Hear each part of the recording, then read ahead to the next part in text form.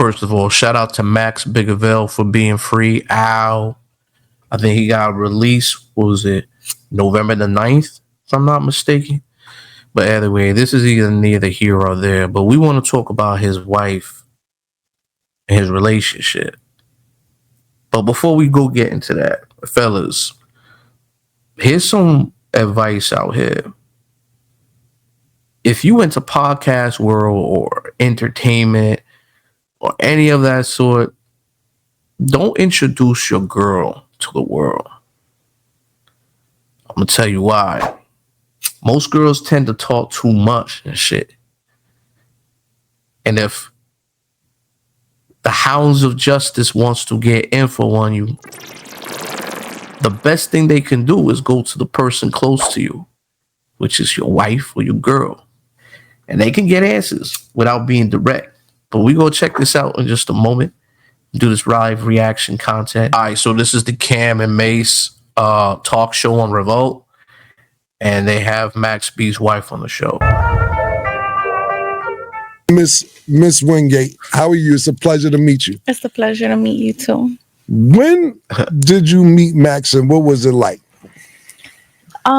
So I met him probably like 10 years ago. Okay. I wrote him and it was just kind of like after reading his case. Right. See, Mace know what's going on.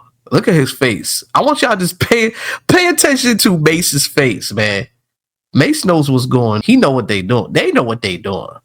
So after I read his case, I felt like something in me I had to write. I don't know, like I was like compelled to write him, like not on, I don't know, more like I wanted to give him some type of faith or hope. Right. And I don't know, ever since I wrote him that first letter, we started talking, and then, we got married in February. Right. And it's been hard. Right. There's times like, there was a lot of times where I didn't want to stick around, but it was worth it. Tell me why. Why didn't you want to stick around? Yeah. Because listen, people that are on the outside have problems, already that are not in jail. Imagine the problems like somebody incarcerated and you can't really work through them like how a normal person would. Right. Like he can't call me when he wants to every time. So, sometimes he would like be in the hole or something like that and I can't communicate with him. Right. So, but yeah. What made you not give up? Just our bond was, even though, so we wrote a lot through handwritten letters, so I feel like that built our bond. And just like my faith, like I always knew he was gonna come home. So when I met him, he still had his 75 years. So that's real. Yeah. So I already knew he was coming home. Like I get kind of emotional talking about it, but that's okay. Yeah, but I knew he was coming home. I just didn't know when. And then, and not to cut you off, because he was explaining a lot to us. You felt he was coming home, or you knew that like that he got a modification and he might come home, or you just felt in your heart? No, like I felt it in like my spirit. Gotcha. Like he was coming home. Like it was I don't think there was nothing on the table like gotcha. At that time, like of him getting released. I just had that faith. Right. I don't know if because I was like, alright, so Shorty could be a real one though. It's kind of crazy though. Let me see if I can get some pictures and show y'all, man. What's kind of crazy is I talked to this Shorty. I ain't trying to get messy. I mean, I ain't a messy type of dude, but I'm just saying she cool as fuck. She cool peoples. I was talking to her on Instagram. I didn't even know who she was or who she was linked to or whatever. But I seen some pictures of her, going to Puerto Rico and other places, just regular chick. Like, when you go on Instagram and you get these notifications just pop up out of nowhere, man. Y'all know what I'm talking about. And then you see pretty women and stuff. So she so happened to like catch my attention, right? So I hit her up. And she's cool peoples. I'm not gonna hold you. She got a good personality, bro. And she hit me back up. And I noticed that because I'm friends with MaxB, following him, and I also follow his team and everybody else behind it. But I think she was part of his team for the longest time. Because, you know, a lot of these rappers, right, in entertainment, right, they got a team behind them, regardless if they're incarcerated or not. You know what I mean? They got a team that's behind them that supports their shit, that helps their brand while they're still in jail. So MaxB had that support system, especially French Montana in the background too. You got him as a wild card. We all know the history between French and MaxB. If y'all are hooked onto the Coke Boy days, the mixtape days and shit, like if you were a hardcore mixtape fan and you from New York, then you know about MaxB. You know what I'm saying? Max Bigaville. Like, but we ain't gonna get too much all into the whole music of it. I'm just speaking on it as a fan perspective. See, she was fanned out from the beginning, right? And that's cool. But we're gonna get more into like how she met Max. How she met him. Now that's a little bit questionable. You know what I'm saying? Like, I don't know. Y'all be the judge of this shit, man. You know, a little bit younger and maybe like more, I don't know what it, like naive or whatever you call it, but at the time, or I'll still say now, like I felt it in my spirit, like I knew he was coming home, like I always did. So that's why I think I wrote him after I read his case. And I know Mason, he wants to ask a question, but I want to ask one more question for Mason. Did you just know about his case, or did you know his music prior to writing him as well? Was you a MaxB fan? So funny story. So I had like an ex-boyfriend, and he would listen to his music. So shout out to him, you know. Oh, you see, fellas, you see right here, this is why you don't introduce your girl. So she met MaxB through a mutual friend, which was her ex-boyfriend. So at the time they were together. Damn, bro. This this shit is messy, bro. Messy as fuck right now. And I love it. But ever since that, I was like listening to his music. I didn't know he was locked up when I was listening to his music. Okay. And then so I was like, okay, that's when I researched him and stuff like that, and I found out about his case. So how's this ex-boyfriend feel now? I mean, he's happy for me. Word? Yeah, he's happy. That's he's like, because he's all right, I'm sorry, but if you a dude who had this chick and she's your ex-boyfriend, and you know MaxB and you cool with MaxB, but then you got your girl over here, she was fanned the fuck out, right? She got fanned out because you used to play probably MaxB shit in the car. She used to listen to it in the car. I'm talking about the ex-boyfriend. So just by that, she get to know who he is, and then she found out that y'all are good friends. Shorty saw an opportunity, bro. Like, if y'all can't see the signs for what it is, man, I don't know. But I've always talked about this a lot in my videos. Women practice hypergamy, right? So it doesn't matter. Max is hot. Pause. Not like that. But his music. He makes money. So just think about it. I'm not mad at Shorty for doing what she do. A woman's gonna do what she gonna do at the end of the day. You know what I mean? You can't change her. We just see it for what it is. You know what I'm saying? It's just damn.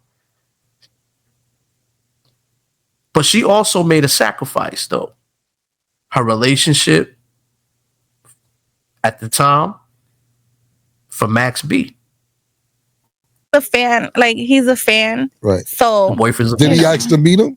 That's crazy. actually, he invited him He invited him to the wedding. You gotta love that. Yeah, he invited him to the wedding. That's So what's I up. asked him. He was like, "Nah, I mean, I'll sit that one out, but Yeah. congratulations." No, he doesn't rap. Oh yeah. Why would you want to go to your ex? Nah, you gotta, dude, Max a different nigga. Tell the nigga come through. See what he missed out on. Babe, oh. Right, he's talking that. We ain't gonna keep you long, but I just wanted to make sure that the world make sure he got to see you. Was for you to stick, like you said, it's not an easy situation. Yeah. Where you sitting there and then you eventually, you start off writing somebody, then you starting to like somebody outside of their case and their music, then you start loving somebody, and then you saying, damn, I'm in love with somebody that's potentially doing 75 years, but you felt it that he's coming home, and now that he's home, it's been less than a week. What has this week been like being with a superstar like Max? I don't know what your ex-boyfriend used to do, but I'm pretty sure it wasn't no shit like this. Nobody is like my husband. No. Yeah. So what was your Obviously, you fan the fuck out though. Like, and this is the shit I be talking about, bro. Like, you think this is real love though, or is she just fan the fuck out? I want to get y'all comments. Write your comments after y'all watch this, man. Get them thumbs up. Hopefully, I'm not skipping too crazy or whatever. But I want to get y'all opinions on this shit. Is she geeked the fan up? Is she geeked up, or is she really in love with this person? What has this week been like for you? It feels like he's been home for a month. All the things that we've done, like Right. he's just been working. So it just feels like he's been. But I'm not gonna hold you though. I gotta kind of think about it from Max's situation. Like, you locked up in jail, you facing 75, and then you probably don't even have nobody who want to talk to, who want to fuck with you anymore, right? No girls calling him, no girls writing him back. And then you got this one particular female from the outside that's like bringing life to you. You know what I'm saying? So I'm thinking about it as a different perspective too. Like, she's bringing life into this guy while he's in jail. I don't think some of y'all will understand this, right? I've never been locked up, but I could also put myself in another person's position. I would never want to know what that feeling's like. Being locked up in a can for so many years. That's crazy. But I could understand it if you absolutely have nobody from the outside really that really fucking supports you. Like, every man in this world, we really do need that support system from a woman, right? And especially if we in some hard times. And that's what really shows the most, is if a woman's with you through the hard times, then I always say keep her, bro. Because if she with you just for the good times, then you already know what it is. But in this case, I don't know. I don't know too much about it, because part of me is telling me, yeah, she geeked and fanned up. And a little bit of part will tell me that, yeah, she's supportive and she really loves him. So I don't know. I don't know with this one. I just got to keep on seeing what plays out. You know what I mean? If there's got to be more stuff on this girl or not. Oh, man. Home more than a week for sure. Right. Yeah. That's what's up. Mace, you got anything you want to know? Nah, I don't really have nothing to say. I just came really to celebrate. I think this is one of those things that I always talk about, Killer. Like, when somebody goes in just with good intentions to help, that's why you reap all of the good things that came from it. Right. Because she thought he was never coming home. She just went in there to give. And to be honest with you, nobody really had his back in there, though, except for like French, really. And you know what I mean? And maybe a little bit of support of family members here and there, but he didn't really have anybody. Like, this chick, you know what I mean? She stuck by him. So, and she sacrificed her relationship. I don't really agree with that, but I could get it. You know what I'm saying? I kind of get it in a way. She believed in something and she stuck it, you know? So she was a rider at the end of the day. You can't really get mad at that. So, you know, shout out to her for being a real one like that. But it's still a little shady how you met him through the ex-boyfriend, but then you try to invite the ex-boyfriend to the marriage. That I don't know how I feel about that. Imagine your ex-girlfriend inviting you to to get married to a rapper that she was fanning over about when you played his mixtapes in your car. Like, that's crazy. I'm just imagining like that shit going down. She is fanned and geeked up, but at the same time, she may really she might really love this dude, because she was with him from the bottom when he was in jail. So I mean, she took that chance. So like I said, shout out to her. She's just doing what most women would do, practice hypergamy. But she gambled it because she could have been with her man that's outside, but she believed in him. So, hey, it goes to say, man, I mean, I think niggas in jail get more love than men outside of jail these days. Yo, this shit is crazy. The nigga hope, not realizing that will be her husband one day. Right. So whatever you get, you deserve. Yeah. And normally I don't say that. I'm like the, I'm gonna keep it 100. Iron fist. No, I'm gonna keep it 100. I appreciate that. I believe in that too. No, I'm saying is Mace definitely is 100% accurate what he's saying, and no cap. I think that, you know, what she did was great. She was riding with him, you know what I mean, while he was locked up, incarcerated. But at the same time, the circumstances of how they met is kind of, I don't know, it's kind of questionable. But inviting your ex to the wedding, nah, I would have declined. I would decline that too. But damn, it's like, damn, your ex girl was geeked out. She was geeked out. She fell in love. She got geeked out. But anyways, I want to know y'all opinions. Give it a likes up, man. Pass my channel around, man.